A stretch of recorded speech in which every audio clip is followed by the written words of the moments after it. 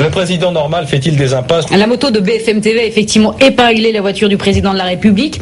Les 70 km/h sous le tunnel de la Défense ou encore les 130 km/h réglementaires sur l'autoroute ont été largement dépassés. Oui, mais c'est un président, donc ça peut éventuellement se comprendre, mais la charte, si elle n'existait pas, il n'y aurait pas eu ça.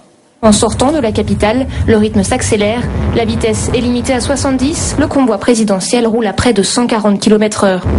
Sur l'autoroute, le cortège frôle les 180 km/h. Oui, mais c'est un président, donc ça peut se comprendre, mais si elle n'existait pas, il n'y aurait pas eu ça. Et lorsqu'il quitte la voie de gauche, c'est pour passer les barrières de péage sans payer. Normal, c'est un président.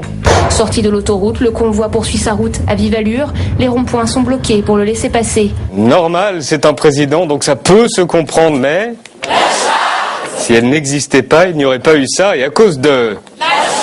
Le résultat est dévastateur. François Hollande est pris à son propre piège. François Hollande arrive à destination, la conscience tranquille. Pas d'excès de vitesse? Pas d'excès de vitesse, je sais pas. Non, vous avez été signalé? Non. Et la porte-parole du gouvernement aussi. D'abord, je n'y étais pas, donc je ne peux pas vérifier l'information. Ensuite, ça n'est pas lui qui conduisait. Et troisièmement, c'est vrai que si vous l'avez noté, c'est que vous deviez être à la même allure.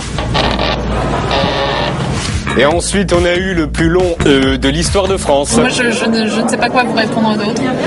Voilà, la normalité, n'allez pas la chercher. Le plus long de l'histoire de France vous a été présenté par Najat Vallaud-Belkacem, qui ne s'en sort pas avec sa charte de bonne conduite. Ça va être intéressant de voir comment ils vont s'en sortir.